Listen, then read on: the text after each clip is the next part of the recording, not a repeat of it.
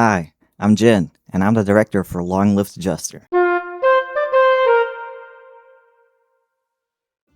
I'm just kinda gonna tell you in this video what my project's about and what you can expect from Long Live the Jester. So, just put this video on in the background while you're eating. Sure, why not?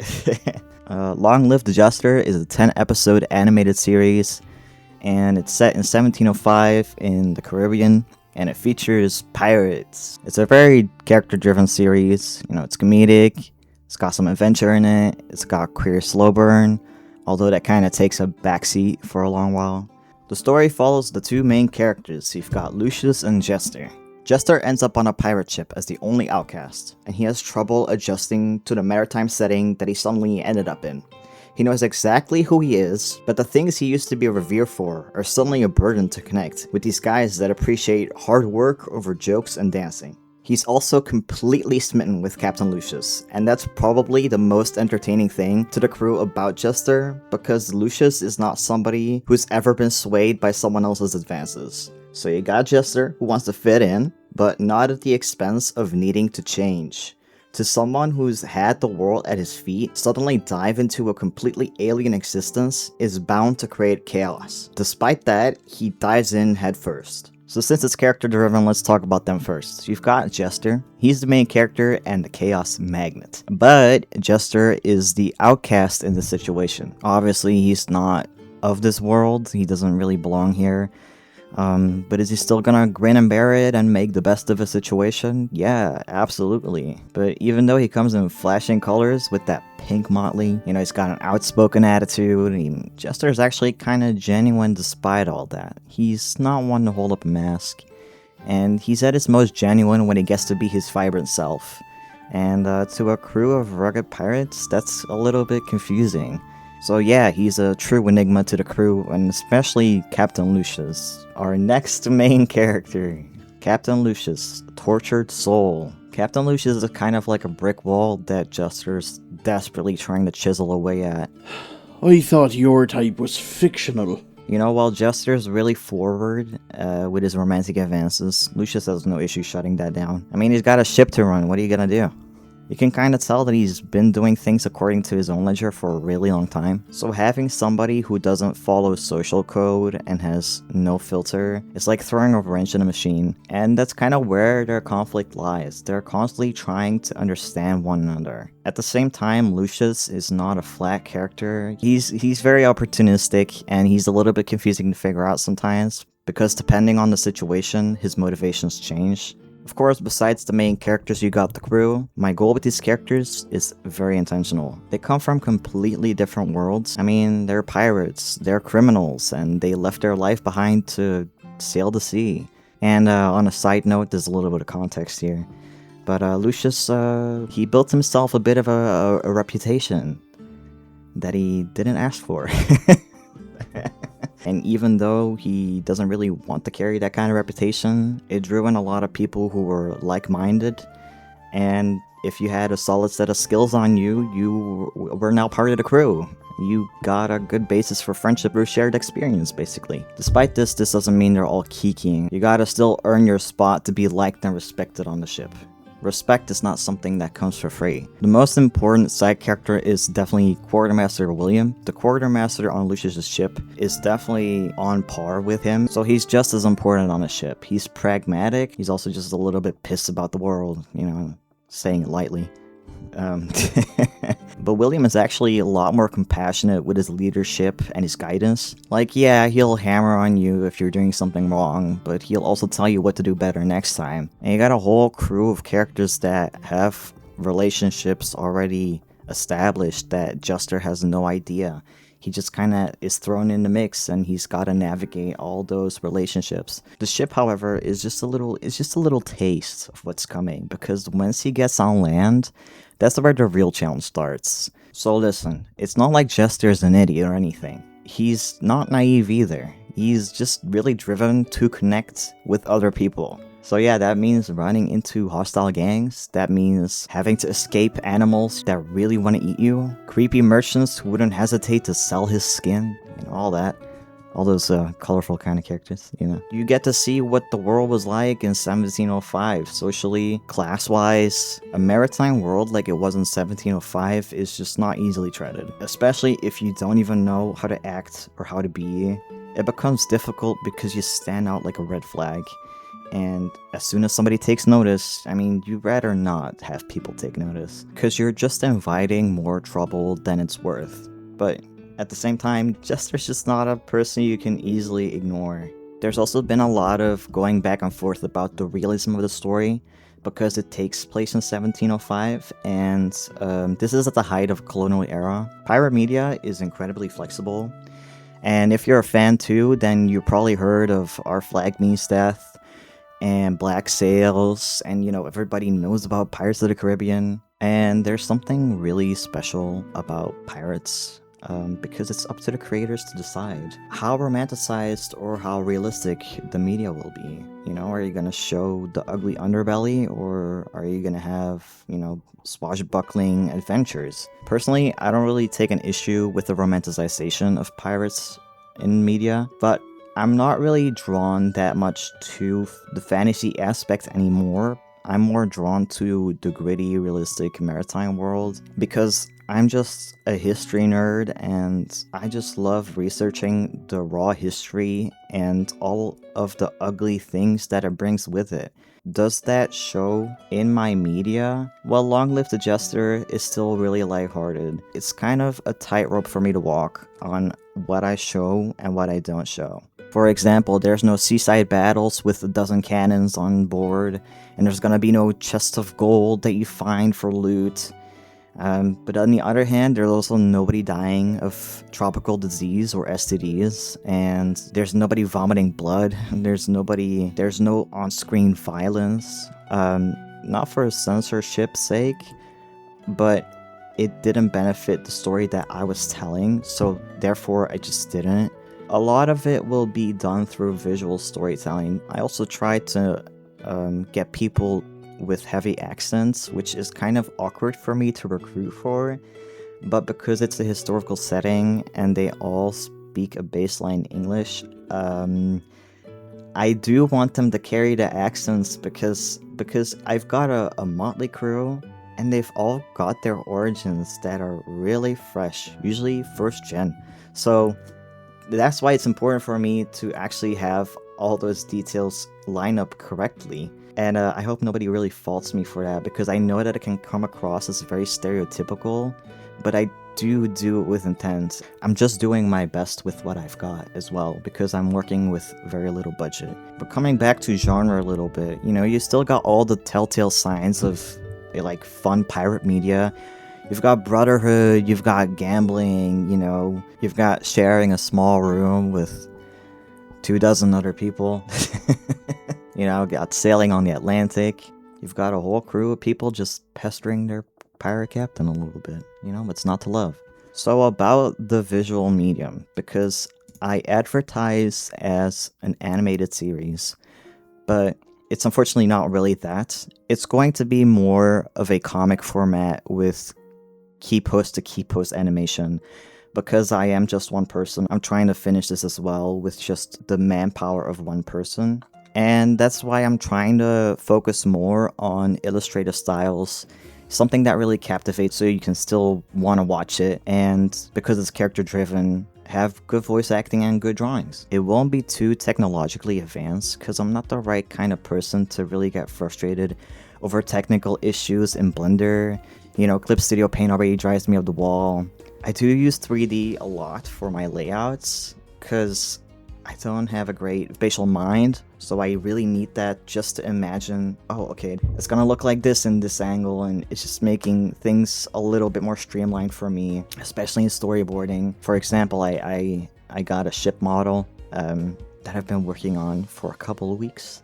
Yeah, and it's still not finished. I kid bashed from 2 different models that I got, and even when I kid bashed, you know, and I downloaded a bunch of assets from online that were free, even then I was like, damn,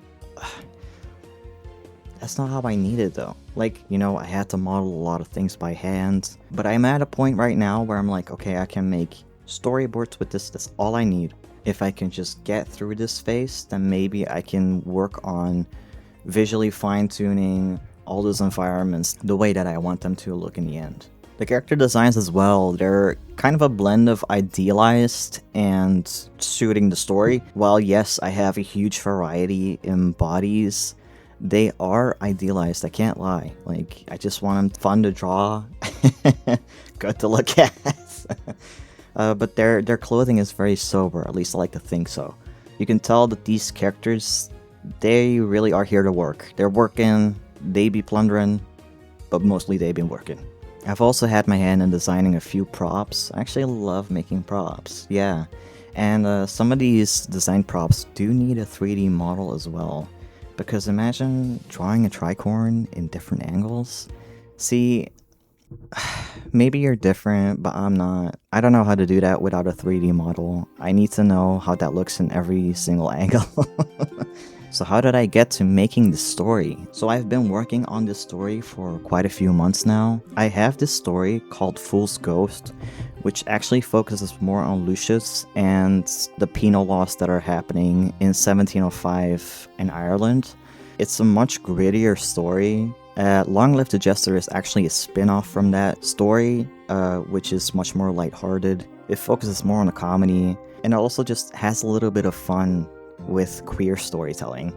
Not to mention that Fool's Ghost is like a multi-chapter story, and Long Live the Jester is 10 episodes in 3 minutes or less each. So yeah, I did want to make something that I could actually finish. That's why I made all those changes. It's not like I wanted to make something that could be consumed by children, because this is not meant to be a children's series. It's definitely meant to be enjoyed by adults, but I didn't want it to be just misery. So that's why I chose something that's a little bit more lighthearted.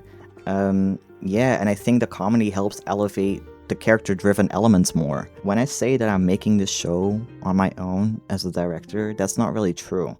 I do have a team of people behind me, of course. I've got my lovely voice actors. I also have my friends who've had their say. They gave me some advice and some feedback, and I always appreciate that. And of course, I've had my mom. She actually viewed my beta storyboards from super long ago. I actually had the entire series storyboarded back when it was only 8 episodes and like a minute and a half each. I'm talking about months ago. I had a storyboard and a script that I whipped up maybe in like a week or two. That's so embarrassing talking about it now because I spent so much time rewriting. But yeah, my mom, she saw my original storyboards, my animatics, and she ripped it to shreds. It didn't make any sense. The pacing was off. Character motivations weren't clear. It was too episodic. I mean, of course, you're gonna be pissed about it at first, but I did take that advice on board. What do I change now? Something, if it's not working, then that means that I need to change things quite a lot. So I did. I rewrote the whole thing. All the old stuff thrown out the window. I mean, of course, it's still a blueprint, but I didn't even have like an overarching theme. I didn't even have like an arc or development for characters to go through. And besides the first episode, which I now considered as like a beta test, it used to be the pilot. The characters look different. The backgrounds are gonna be completely different. It's changed for the better. But yeah, I spent so much time rewriting my scripts, and those 8 1.5 minute episodes turn into 10 3-minute episodes average. It's not like I sat down and I decided to give myself like a doubled workload. I noticed that if I want something that is emotionally resonant, adult feeling, I just need to take my time with it, you know, let things breathe. I feel like things are a lot more clear now, and every addition is truly necessary. It is not just there for fluff. It's just, I mean, 3 minutes isn't a long time to tell a story, so that is just something that has been a challenge. How do I make something that is actually good, that I want to show, but make it achievable for me to make? Yeah, now I wanted to touch on this as well because a lot of people in the indie animation space talk about the animation industry as a whole and how indie animation is the future of animation. And you're completely right, the animation industry is in shambles. But I'm not doing this to make my career. I'm not even doing this for a pitch or to get my name out there. No, not really. I just kind of want to make something, put it out there, stand back, and be like, I made that. Yeah, so the point is to finish the series. If it's good, great. If it's bad, I mean, I'll just have to take that experience to my next project then.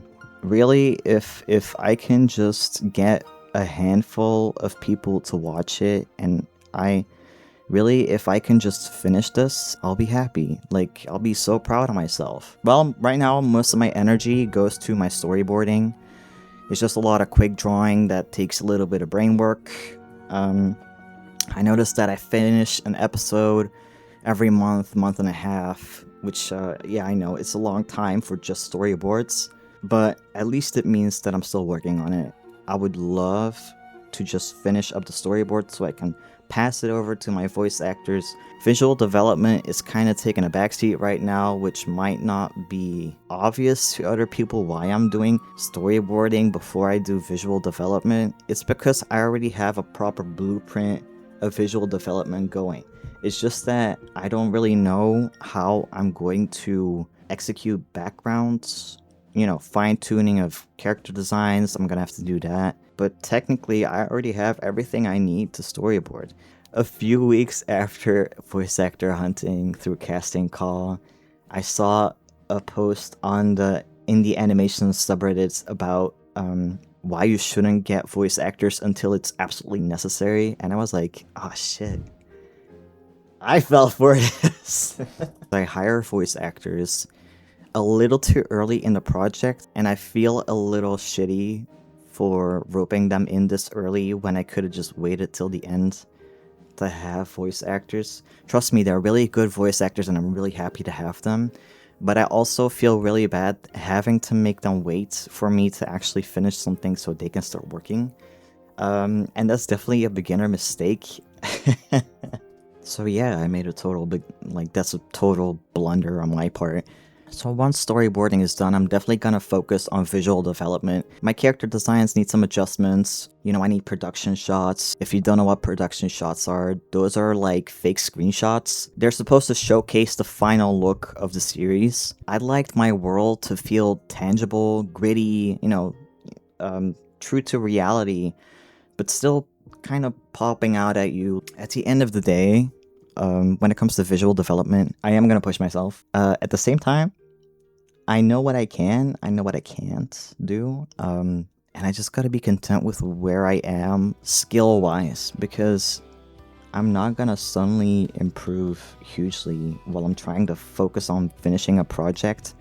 I just want to make something that's good enough, something that's good, and learn along the way, deliver something that I think is good. I can't let imposter syndrome get the better of me. I can't say, oh, it needs to be better constantly, because then you get stuck in this loophole where you're constantly trying to improve something that you just gotta admit at some point, like, yeah, maybe I should just focus on getting it done.